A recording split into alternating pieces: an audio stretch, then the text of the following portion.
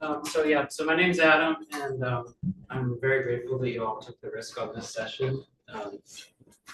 It means a whole lot for me to be here, and probably if you're anything like me, leading a farm in weather like this is no small undertaking, and there are probably lots of folks at home or pulling some weight so that you can be here. So this is keeping all of them in mind.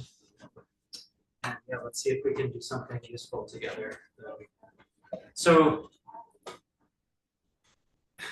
I wasn't going to tell this story because it just happened, and so this is it's about this coat that I'm wearing. So 2 winters ago at the NOFA New Hampshire conference, I met an old man who was wearing a tweed coat like this, and he came to my session, the session that I led with my friend Sam, and he said, I don't know, his way of being, he was one of the elder farmers in the state, and towards the end of the day, we were in a couple of sessions together. He came to me as we were going to part ways, and he said, well, make sure you come visit, Adam.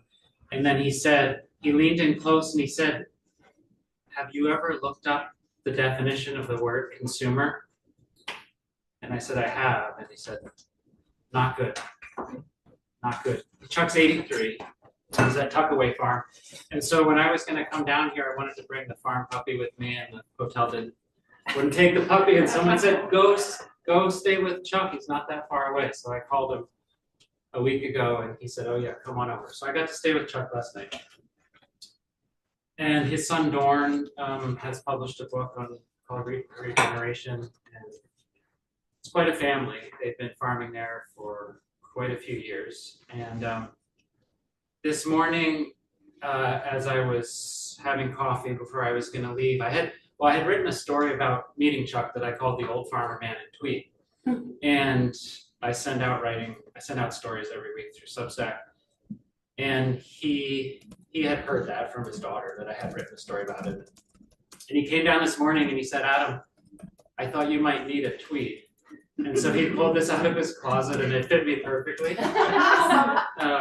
And so I tell that just because anything that I have to say here is just some sort of combination of all of the wise things that have been said to me. And so all those elders and all those mentors, most of whom are dead now, who took care of those cattle and those sheep, made sure they were passing on something useful to the folks who were going to come around at some point looking for something to eat. They're on my shoulders, and they're probably weighing on your shoulders too. So can everyone see the image that's here? I'm going to hold it up for the folks who are watching from there. It's a very simple image. That's the only visual that I'm going to have today. And I go and talk to college kids sometimes, and I've taken to starting with this, and so we'll try it here with you all. Who knows what community service is? Most people. Can someone throw out a quick definition of community service? It's pretty hard to define. Like, what is it? We don't actually need a definition for it. So that's what this small circle represents.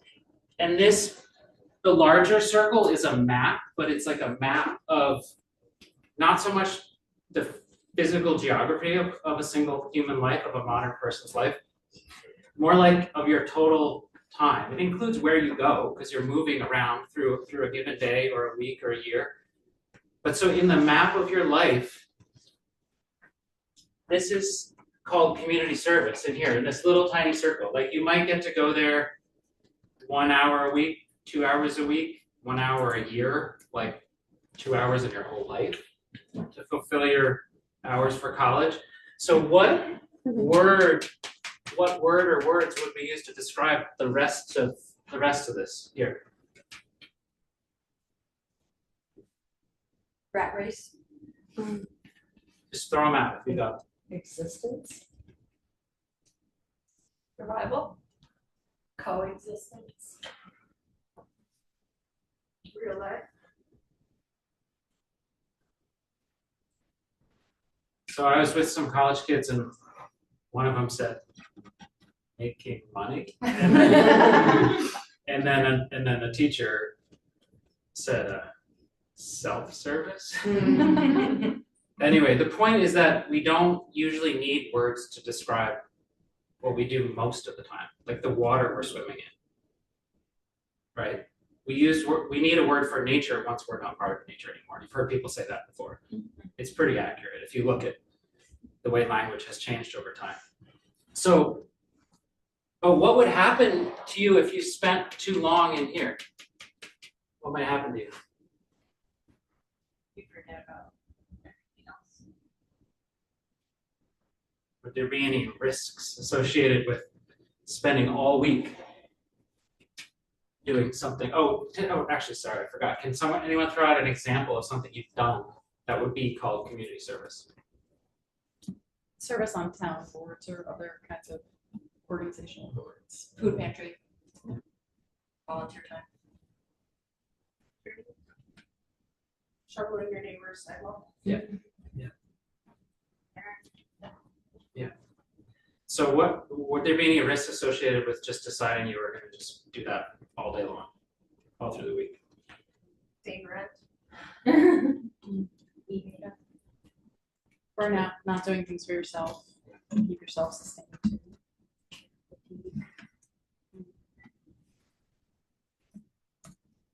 Another thing that might happen, you might become a person who needs to be on the receiving end of someone else's community service. Anyway, so the stories I have to tell are just they're all like from getting too heartbroken by the way things are and just saying, I'm just gonna jump in, all in. That was 6 years ago and I'm still alive and thriving. So those are the stories that I have to tell. And the fact that they were willing to entertain a session like this, I'm always amazed. Because we spend a lot of time, or at least I notice in a lot of spaces that I'm in, we spend a lot of time asking questions like, how are we going to fix this thing? This thing being like broken agricultural system.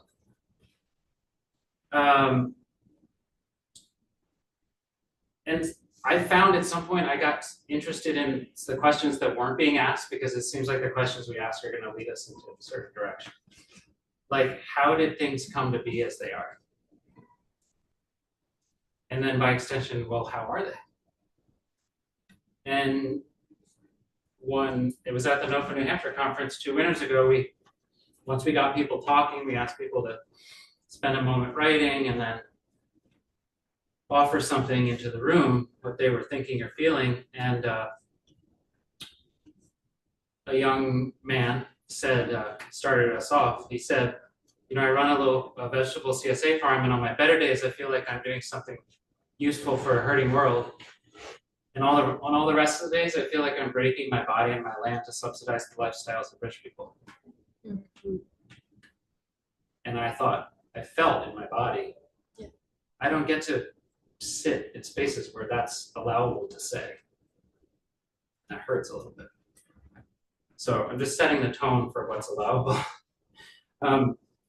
So where does farming fit into this diagram?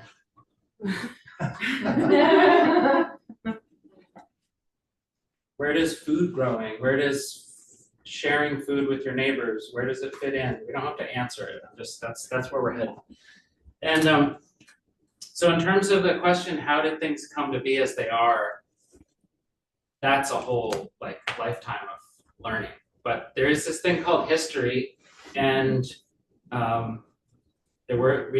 most of us had ancestors, and they had experiences that shaped the way they were able to leave the culture for us. And I'm just going to read a little bit from a book that it's one little tiny piece of the story of the way things are. So this is a novel that's set during the Irish potato famine.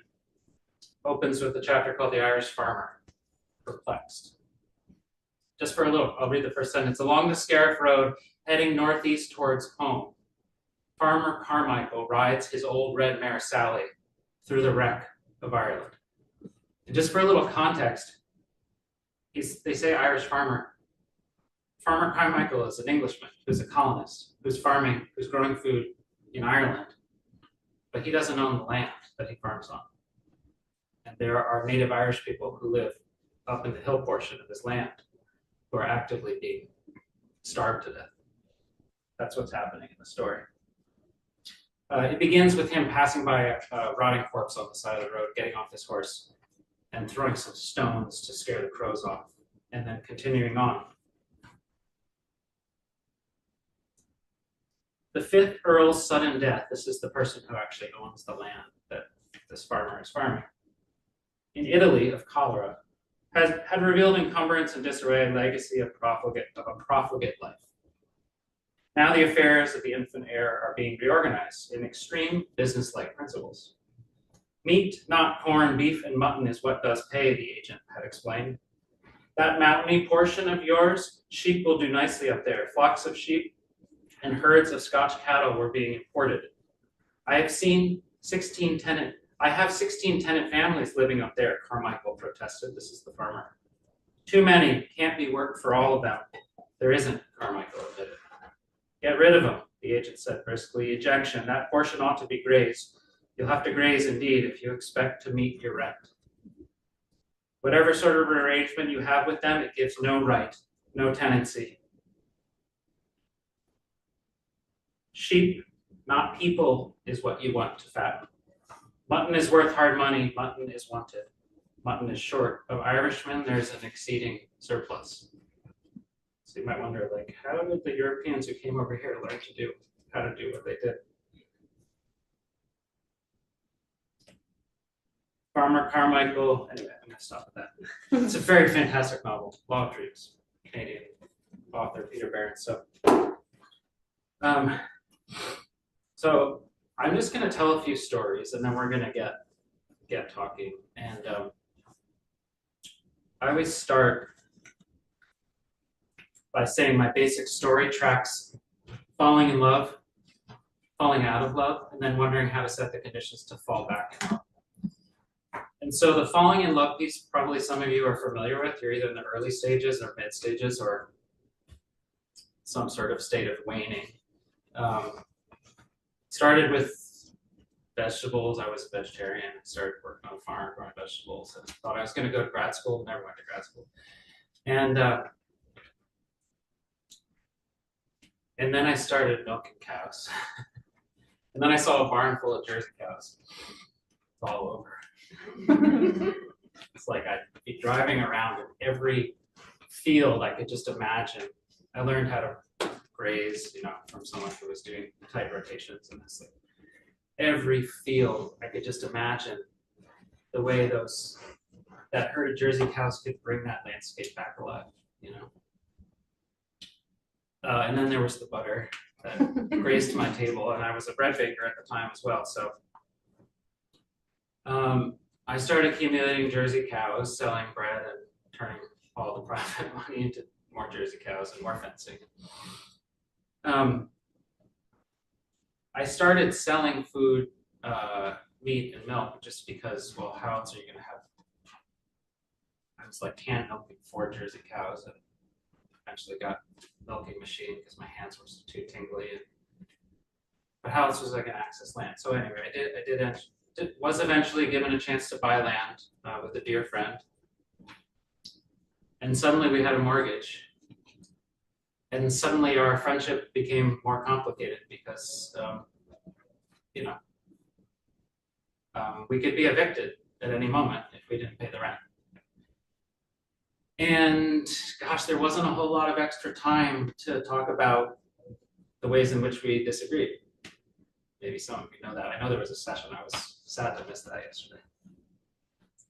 I felt like, wow, I hadn't gotten a whole lot of training in what to do when someone's really pissing you off, What do you do with a story of like, wow, I'm carrying all the weight around here? That's a heavy one to carry around. Is it a true story? Doesn't matter. If you're carrying a story on repeat, it's doing something to your. Anyway, so eventually, as you might imagine, I started falling out of love with the work that I had been the center of my identity, my everything. Anyway, so decided to leave and disentangling from a business partnership is pretty much like having a divorce. 6 months later, my business partner asked me not to contact her again. So that's where all the work that I've been involved with since has sprung from, that sort of like opportunity to wonder when things are going to start rising from the ashes. And the first thing was that a neighbor approached me in the new town where I live. I moved my profitable bakery business there and the 2 cows that I kept. Said, we have this field and we'd like it to be, provide service to the community. We'd like it to be, would you consider farming it? And we're not looking for any rent money. We just want this to be, it's right next to the school, the elementary school. Well, the answer was yes, of course. And pretty soon I was spending, I could run the bakery in 40 hours a week.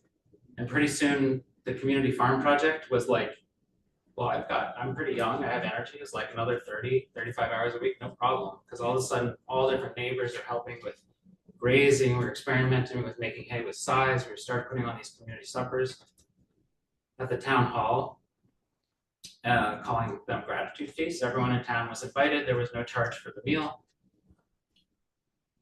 This is all like, this circle was just like getting bigger and bigger. But I was still like netting $60,000 a year selling bread. And I was baking with local grain, and it meant a lot, but I was like giving away more and more bread. Like after deliveries, just how many neighbors can I stop by and make sure they get a loaf of bread on their counter because they're so involved with my life. So, and then the pandemic arrived, and I actually fell and broke from my loft bed and broke my rib on the day the pandemic was announced. Like, pay attention right now. And within a week, I was asking my neighbors if they would go for a walk with me, and started telling them I was going to stop selling the bread and start offering it all as a gift along with the food from the farm at an outdoor gift stand. And every one of them, every one of them who was over 50, there were some people who were under 50 who were like, oh, that's so amazing, that's so courageous. Every one of them who was over 50 said, but what's gonna happen to you, or who's gonna take care of you? And these are people with whom I'm gonna backtrack just a tiny bit and say these gratitude feasts involved so many people in town, helping with the cooking, setting up the town hall. A band formed that called themselves the Town Hallers, so we were having a dance afterwards. We would sing a song before the meal in honor of Enid Winnicott. Some of you might know because she came to the very first gratitude feast just before she died of cancer at 54. So, as you can imagine, there was a lot of joy and meaning emerging from this rapidly expanding community service quadrant. And the most amazing thing happened at the first gratitude feast, which was, I did not have any sense that this was coming toward me. And so much of my work has been inspired by this because I got to see it. Like some things, once you see them or hear them, you can't unsee them or unhear them. And this was one of them, which was that the chef who got excited to help with the cooking and putting on the food, he said, yeah, we have all the right platters and serving utensils to serve the food family style. Because I said, I really don't want to do a buffet. I don't want people standing in a long line. And he said, absolutely. They have catering. He and his wife had a catering business. And he said, but how many people are coming? And we tried RSVPs, but modern people are terrible at RSVPing, especially when there's no ticket or ticket price, right? And I said, maybe 60. Anyway, on the day of the feast, 90 people showed up. And so luckily there were more chairs upstairs. We could pull down more chairs. And we had the number of platters, so the number of tables, divided the total amount of food, and put the platter in the center of each table, which was now padded out with lots of extra chairs. And what do you think happened? Did anyone go home hungry? So I got to watch people some of whom were neighbors, some of whom were total strangers to one another. Joyfully, not just willingly, joyfully put a little bit less on their plate so that everyone got something to eat. And I thought, how different from a buffet line that would have been, And I don't know about you, but it doesn't matter how many hours I've meditated beforehand or how many reusable shopping bags I've brought with me. I actually haven't walked down a buffet line in a while. Probably will at lunch today. But I pile my plate high. There's no way of knowing what the appropriate portion size is. There's no way of knowing if there's going to be anything left for seconds when you want to go up for seconds. And then I thought, wow, the all-you-can-eat buffet line makes a pretty decent metaphor for the grocery store aisle or really any store aisle or checkout line. There's no way of knowing what the total amount is that's to be shared. So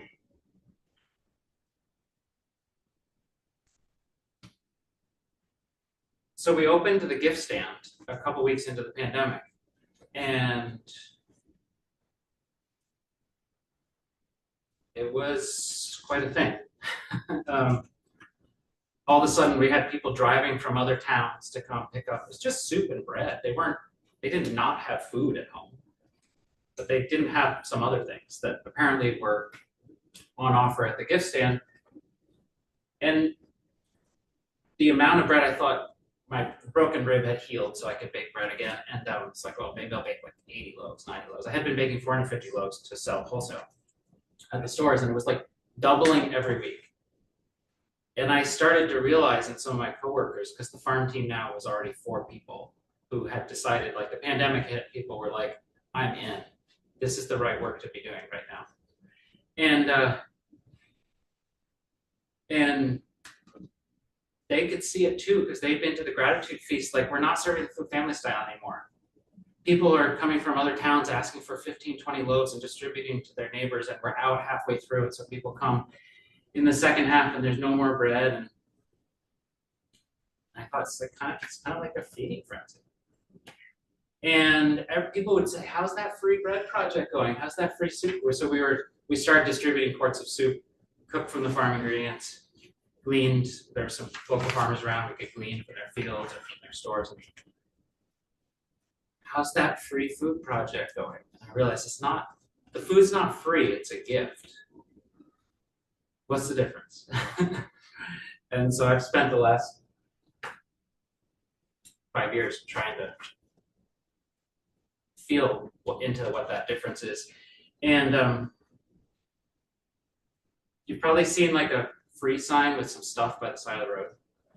But like, that's not what this soup and bread is. It's something else. And then I sometimes like to use the image, imagine. Well, okay, like this jacket that Chuck gave me this morning as I was leaving. Chuck's on his way out. He's 83. He's pretty quiet, speaks pretty quietly. Okay, so imagine if this is a sweater instead of a jacket, and imagine if your grandmother was knitting it while you were in the belly, and the whole time she's like singing some old songs to you to invite you into the light. And imagine if the sheep that she sheared by hand were tended by her great-grandmother. And so that sweater is so full of stories. It keeps you warm in a different way than the sweater that you got from the free pile on the side of the road. So what does it mean to receive a gift? And what do we do on the day after? And I don't have any answers to those questions, but I'm just going to tell one final story and then we'll get into it. So one of the problems that came up pretty quickly, well, we put out a little card to say this bread isn't free, it's a gift. And we just tried to describe a little bit what we were inviting people into. And instantly the bread numbers like leveled off, and even it like started to drop because people could suddenly feel the weight of it. And they were like saying the thing that I hear again and again and again when people are, I mean, I actually take, sometimes if I haven't met a neighbor, I'll knock on their door and take a little box of grass-fed beef from the farm. I take beef because a lot of folks aren't familiar with lamb. So I know they're gonna like beef. I live in the Adirondack, on the western side of Lake Champlain, in New York, in Adirondack. It's a pretty working class, conservative area. Everyone loves beef, let me tell you. Very few vegetarians over there. It's really convenient for serving community suppers.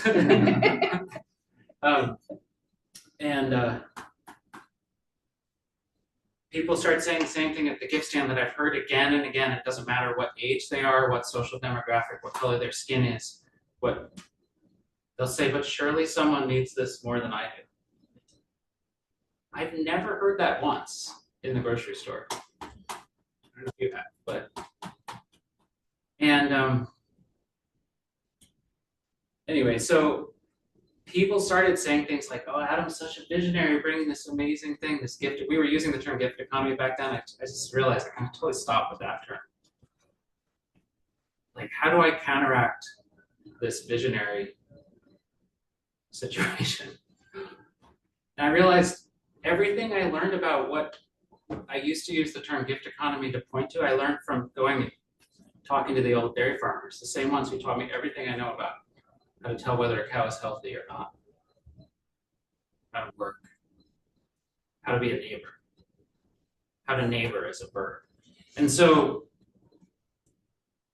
eventually, if I would sit with them long enough, they would tell me the story about the time old Sally broke her leg. And old Sally has become a bit of a mythical character at this point. It could have been Gertrude or Patience or Bob or Hank. But so what happened when old Sally broke her leg? Well, the neighbors, of course, figured out how to get her cows milked and mucked for 6 weeks until her leg healed up. No one kept track of a single hour. Well, she had no insurance policy. Yes, people didn't in those days, not that long ago. They had neighbors instead. No money exchanged hands. It wasn't a gift economy. It was a neighborhood, and overlapping neighborhoods formed a village. And these are like traumatized people who fled Europe, who are trying to build a life next to other people who fled a different part of Europe. And they still somehow knew how to do this thing, which is like take care of this spinster farmer lady. And so the first thought might be, or my first thought when I started to hear these stories was, well, gosh, how incredible to have neighbors who are so generous like that, like to live in that world. But I actually have found over time the more difficult thing to imagine is to be old Sally. So put yourself for a second in her shoes. She's sitting on her porch with her leg up, watching her neighbors perform hundreds and hundreds of hours of something that fits in that little circle that she's not going to be allowed to pay back. Like the sense of worthiness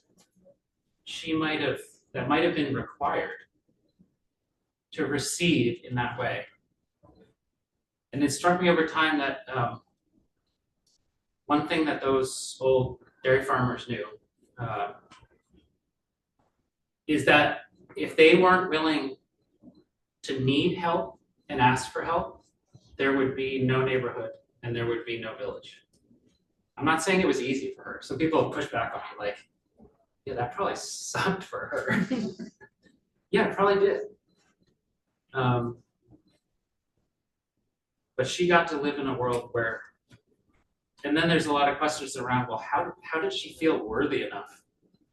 Like, what had she done in the preceding weeks and years such that she could imagine herself as someone, well, all her neighbors, they were carrying so much gratitude for her that were like, thank goodness she finally broke her leg. Because she's been dropping pies off for years and didn't need a lick of help from us.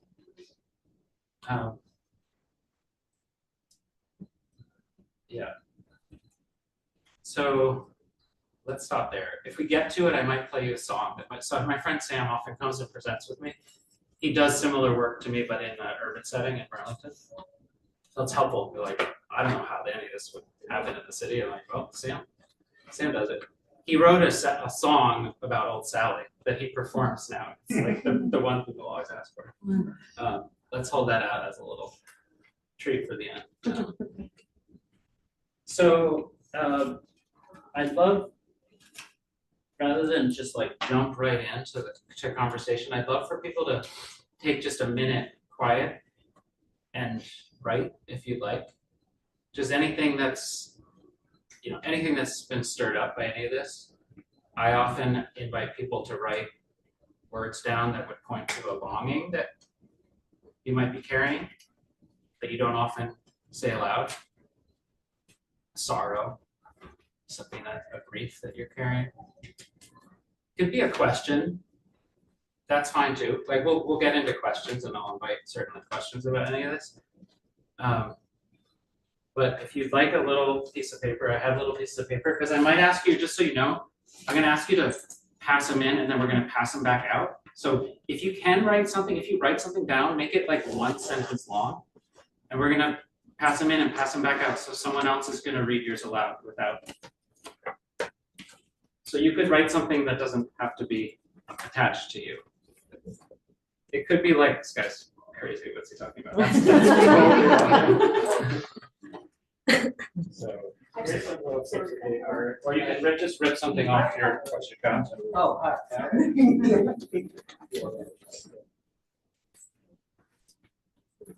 This is just an invitation I had in my bag that I put in the neighbors' mailboxes at some point. One of 1,000 little things I printed out.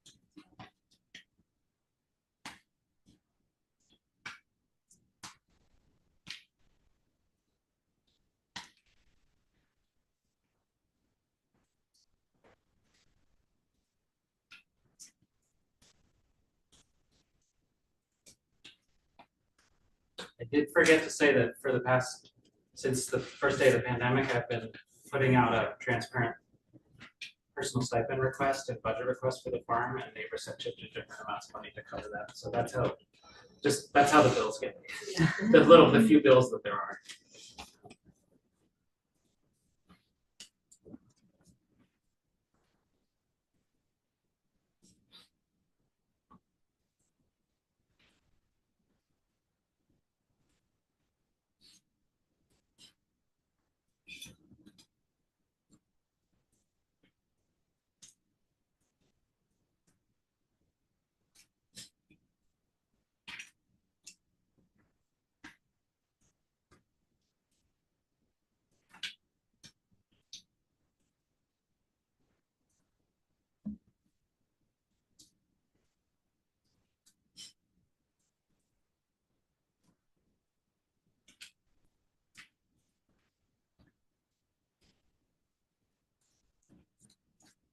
Got something to pass on.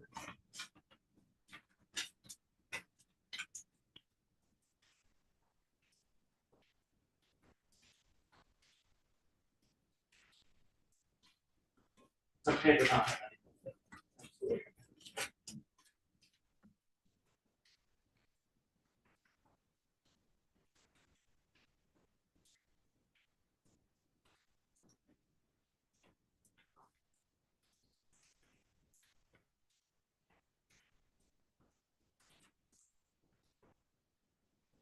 me to pass Oh, this? sure, thank you.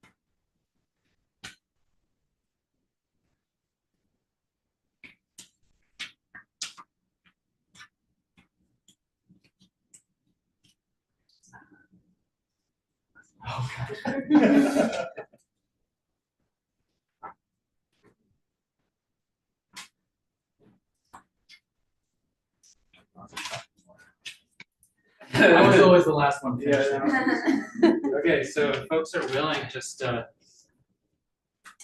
no particular order, just, we might bump into each other, that's okay. It's hard to know how to have conversations like these, so just start reading out if you will. Why does tight community feel so So what? unattainable? Thank you. I grew up loving James Harriet books and wanted to be a vet my whole life until I was around 20, and a series of events led me to realize that the sense of community in those books was what I had really fallen in love with. So I started searching for that in my life instead. We're not supposed to spend as much time alone as we do. Reciprocity does not require feeling worthy, but reciprocity is worth. I worry about the nourishment of strangers, and sometimes it's consuming. Mutual aid feels like what neighboring used to be. Mine was similar to yours. It says worth and love are built through daily interactions and reciprocity. What does it mean to want something? How do you tell when you're content? To want something? The must-do chores to keep animals alive and healthy come at the expense of my own mental and physical health. Stronger together with shared goals, working in partnership to make a My neighbor Suzanne is my old Sally. The learning has been profound. Now I feel betrayed by this country. My neighbor's an immigrant. I'm not sure what comes next. Can two circles of different sizes merge to become one? Or said another way, how does the circle of community service and the circle of everything else become one? I feel a longing to get better at receiving help, to be fully interdeveloped, dependent in all directions. I wish to feel more worthy of receiving care. I wish to see with clearer eyes the ways that love and care is shown to me, and to accept that more openly. I ache for people in places who might never feel the possibility of a type of connection like this. One where food is a sense of belonging to everyone and everything. I feel sorrow for not always feeling able to talk about food and wildness and connection.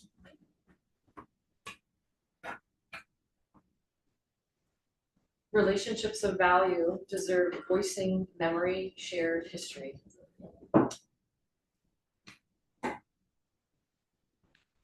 Willingness to receive or lack thereof is home to loneliness. What people think are lost or gone / old ways are actually still here.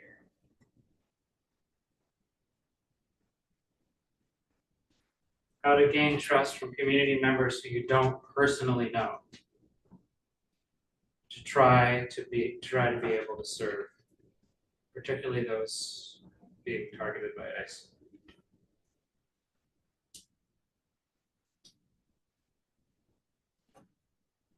Would folks who are back there be willing to come in and just join the circle?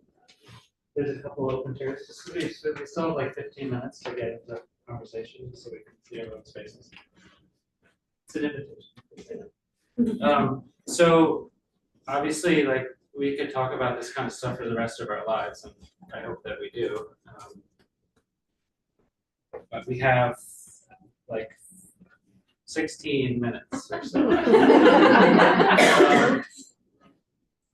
So I'm gonna mostly invite you to ask questions rather than, like, if anyone wants to sit together at lunch, we can like talk about it. But I'm gonna mostly invite you to phrase things as a question,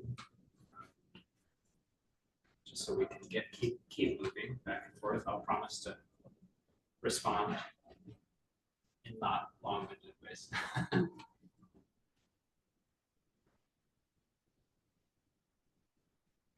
Yeah. Do you have documents laying out your plans for people to see, get feedback on? I have a book, manuscript, first draft, that's interestingly being considered right now by the folks at Milkweed Editions, and their offices are in downtown Minneapolis. And they told me they were going to try to let me know by the first week of February. Might be. Cool. Yeah, exactly. They're a great publisher though. Yeah. I actually was working with another publisher, and they hadn't signed on yet, but they were interested in the book, thought it was timely. And then I told them I wasn't willing to get paid for writing the book. And they ended up dropping the project. Because they said, our marketing team can't imagine how, we really rely on authors to help promote the book. They can't imagine how you would be motivated to help promote the book if you weren't getting a cut of every book sold. And I said, that's kind of what the book is about. The marketing team hadn't read what it's about. It's not very plan amenable. Neighboring isn't very plan amenable, and I like to say it as this: like, if you and I were gonna have a conversation, but I went over to this other person, I said, here's where this conversation is gonna end up, half an hour down the road, would it still be a real conversation? No. Which is how I've always understood my interactions with ruminant animals and grasslands, is like, sure, I make some plans. I make sure there's enough hay in the barn for the winter. Wendell calls that provisioning rather than planning for the future.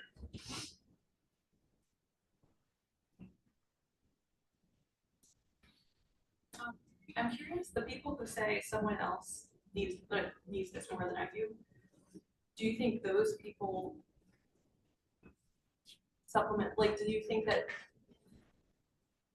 they go buy more food elsewhere because of their interaction with the farm? Yeah, they're just fully grocery store dependent, and the way I make meaning of that, I mean, as most of us are. I haven't been to a grocery store in quite a few years, but I understand that's a bit of an exception.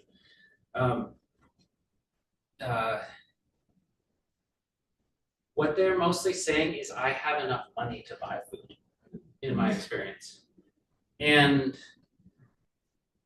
but there's something that I think is a little more subtle that's happening there, which is suddenly they're thinking about everyone else. They're trying to they're wondering, is everyone else being fed and sustained before I fill my plate? It's not all that different from what happened at the gratitude feast with the platter. These are just people who aren't currently sitting across from them. And I like to think of it as, like, suddenly in the presence of the gift, this like ancestral village mindedness just sort of emerges from nowhere. Suddenly it's like, wow, how's everyone else doing?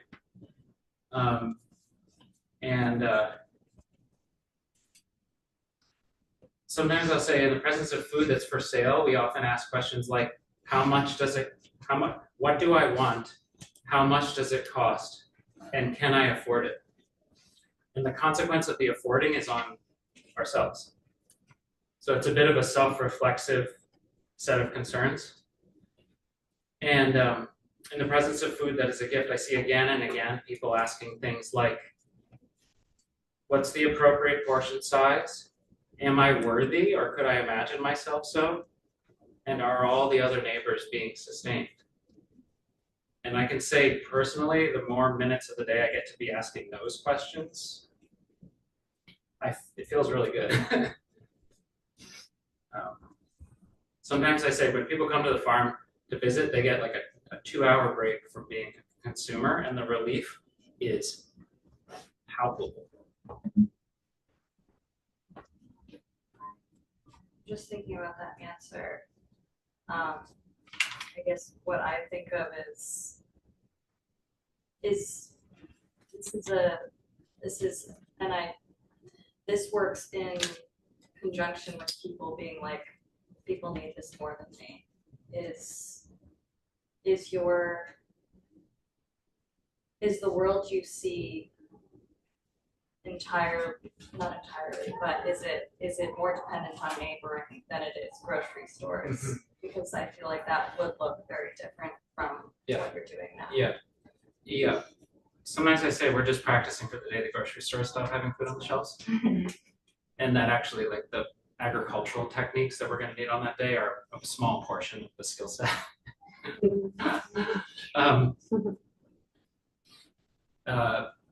So I've come to think that, like, I'm not anti-markets or money personally. I just find them to be much less meaningful or satisfying.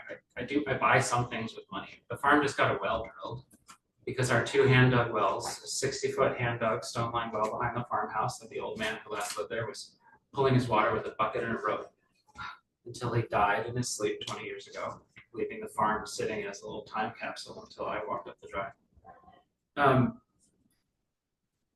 Or say Old Sally, or say Old Sally's grandmother, that at some point they might have lived in a world where the 2 circles were reversed. There were still some things you had to buy with money. For quite a long time, access to land has been determined by money. Trip to the farrier for shoes for your horses, pound of flour, sugar wasn't being, except for the maple variety wasn't being, so, but that would be somewhere you went for a little while asking, what do I want and can I afford it and what's it gonna cost me and all that, those kind of, but that you got to leave there pretty quickly and go back to, what do we call it, like the real world, you know, where the maple tree in your yard doesn't charge you, doesn't ask you to pay for tapping that syrup, that sap, but asks to be sustained, to be kept in mind. And that's how like when people say, how does it work? It doesn't really work in any of the ways I found. Like, I'm just learning every day. But I do ask people not to pay me. I ask to be sustained. Like when Kate wrote me, she's like, I'm guessing you're not gonna accept the conference. And so what does it mean if the labor of driving here and your car expenses and things are being passing to you as a gift? I don't know what it means. There's no collection jar. I put out a personal stipend request. People chip in to cover it from all over the world now. People send in money from Australia who read the stories that I put out into the world and feel like sense themselves as having received some sort of nourishment from them. So I've thought about this for quite a few years. Start thinking about money as an energetic property. It has a certain stickiness to it, and the stickiness happens from a void that's within us, or fear, or something like that. And it sort of like gloms onto you like peanut butter or something like that. You just can't get it off of you. So having the thoughts around how do we not rely on money to isolate us from our fear of loneliness, aloneness, not helplessness, all of that kind of stuff, right? That's a lot of us, and you can see the extremes in the billionaires, right? Where there's certain like definite personality disorders that are driving this, like sort of glomming on to stuff, or it's like empty calories. You know, get food that is nutrient dense and rich, and you eat a little bit because that's enough, or you can eat empty calories and you never stop, right? Because your body never says, oh, I actually not gonna eat. So on a spiritual level or energetic level, money is like that. And so my question to you is like, I find it interesting that you say, I don't want to get paid, because you're almost rejecting sort of that, the possibility of engaging with the stickiness. And I think there's something interesting there. So I would like to hear more about what you feel It's about more the immediate prescribed reciprocity of that is payment. I'm asking to be kept in mind, which is different, way different with you guys than with the neighbor who lives next door, who I just dropped off a whole bunch of farm chili the other day at the snowstorm and shoveled the old folks' walks. And they're probably gonna take a look at the well bill next month once that's all sorted out. The well drillers had to drill 900 feet to get water. We were hauling water for the livestock starting on September 10th until we got a little bit of rain in November. One neighbor lent this tanker truck. He was at the farm within 2 hours of my call on the day that the well ran dry, picking me up to take me down to his shop to get this tanker truck roadworthy. And we had water in their water tub 4 hours later, and he could have been doing many other things other than helping me for no charge. The way money has changed for me is that every dollar that I spend comes to me as a gift. It means every person is voluntarily deciding to make do with a little bit less so that I can also be around. They're voting yes to Adam. And so what likes the power differential out of it, right? It's voluntary. Exactly. I'm making a request. Do I seem worthy of being sustained? Yeah. And enough people had said yes. I mean, yeah, it's scary, believe me. Yeah. Oh. But who's going to take the risks? People who've been given the keys to the castle, you know? Who's going to take the risks? I'm not going to ask anyone else to do it. I went to an Ivy League college. The car I drove here, my parents bought me after I stopped protesting. And they were like, I tried 9 months without a car. I borrowed a neighbor's car. And let me tell you, that is a potent class marker, personal car ownership. Asking for rides, borrowing cars. Oof. May I comment on that? So that's actually how I met you, which is a reciprocity sharing neighborly thing. You carpooled with me to a pasture walk because you didn't have a car. I would never have met you otherwise if you had not. So there's that example. But so the money, when I go to when I'm going to fill the gas tank on the way home, that card swipe, I'm like 20 people's faces are coming to mind. Right. It's not a light thing for them to have voted yes, and for them to have entrusted me with a little bit of the life force that they could have kept for themselves.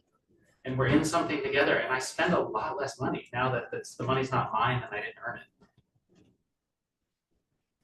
I'm not starving to death, I'm not dying. The food provides all the farm, it doesn't charge. Although I live on a lot of gifted food too, like cookies, and stuff I wouldn't choose to eat that I just No, it takes incredible courage. I mean, I assume you read Born on Third Base. And yes, heir to the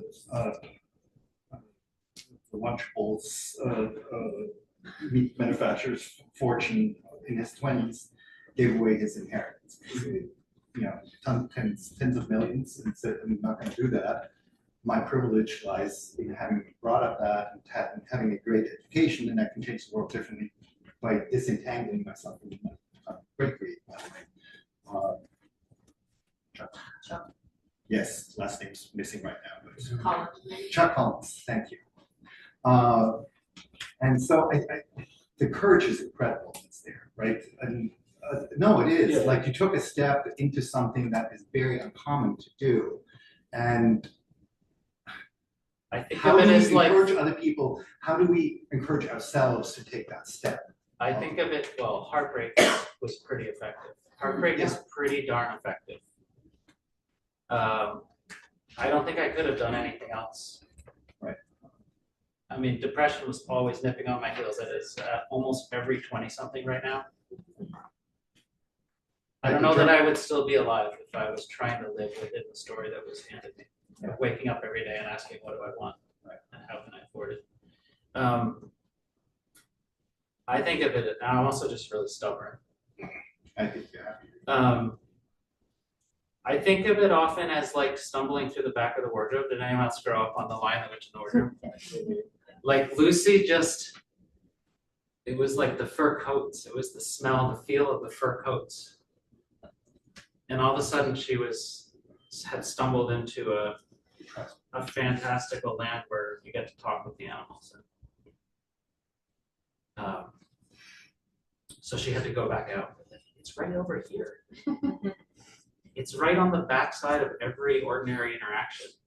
We're already doing it. That's the thing. Like, how many of you in the last month have gone over to someone else's house for dinner and gotten up from the table and said, I just am not willing to walk away having to feel grateful for you, and stuffs $40 in their pocket.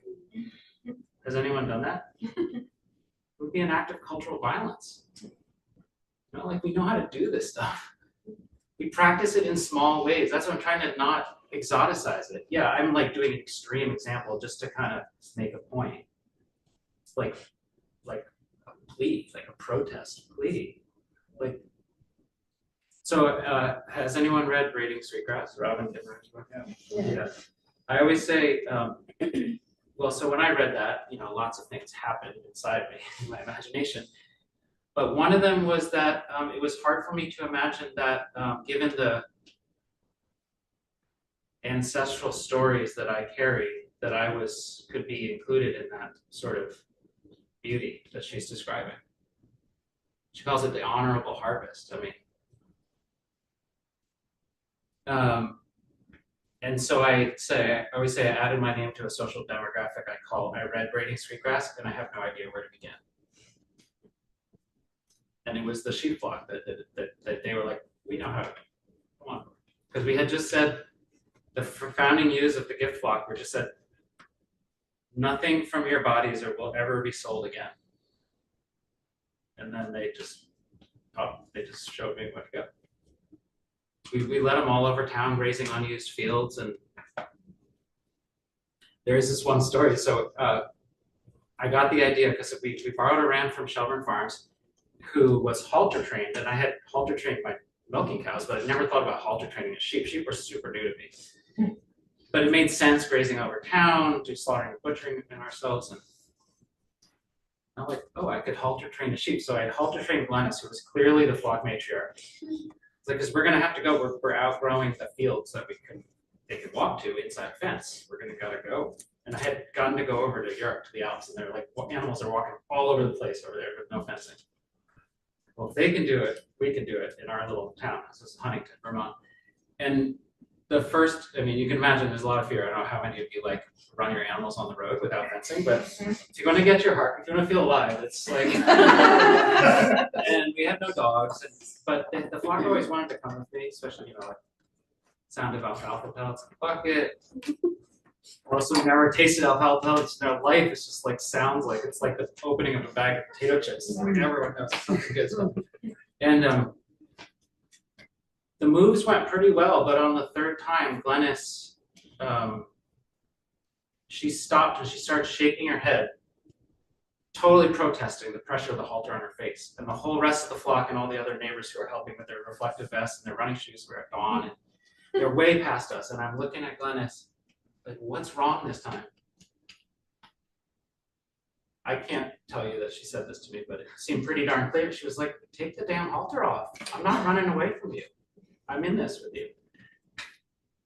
And it makes a pretty decent image for what we could do with one another as humans. Like, we don't have to actually control and possess one another to be interested, to be worthy of being in relationship. And the cattle joined the sheep. We stopped, the cattle were not for sale anymore either. But Let's see if we're at time, so that might be a good place to wrap up. Thank you. Thank you so much. Can I play that song? Yeah. It's gonna be hard to hear, you might have to get it around the laptop, so this is Sam's Old Sally song, it does involve curse words, just as a little warning. It makes me cry every time I hear it, and I don't get to cry very often, so. I just wanted to mention that on the app that, I put out a breakout session for lunchtime, to discuss, protecting and helping our immigrant neighbors. So if anyone wants to join me. Hey Jen, could you help? I think because this is typed in, it's not projected. And I'll be It at was- lunch it was- if anyone, it I was- gotta go check on the puppy, she's in the car, in the sunshine, napping. It's a share sandwich too. Zoom. I'll be back. What kind of pup? She's a fox terrier and she was given to the farm as a gift. Because we had trouble with squirrels and chipmunks in our Flint farm patch. Someone who read the newsletter, who had never been to the farm before, wrote, said, we've got this litter of puppies, you might want to come look at them. How old is she? Year and a half. And has she been doing her job? Yeah, she killed 20 woodchucks her first summer at the farm. Oh, no. So it is not, It's not actually, no, it's actually playing, it's not running out Through through the the system? speakers of this. Can we have this song? Yeah, and yeah, Post it through Hoova? Yeah, yeah, Ooh, okay, there we good. go. Okay, then we will do that. if that's Do you all right want with you. the notes or? No, you can keep going. Thank you all, we're gonna end the session. and Thanks, we're gonna everyone. post this Thank in you. Hoova. Yeah. Thank you.